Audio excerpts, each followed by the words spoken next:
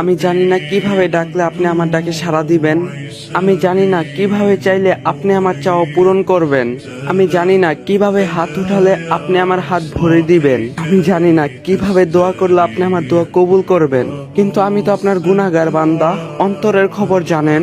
হে রব, আপনি তো অন্তরটা দেখছেন এবং আপনিই তো বলছেন তোমরা আমাকে ডাকো, আমি তোমাদের ডাকে সাড়া দিব। তোমরা আমার কাছে চাও, আমি তোমাদের চাওয়া পূরণ করব। আপনিই তো বলেছেন খালি হাতে ফিরিয়ে দিতে আপনি লজ্জা বোধ করেন।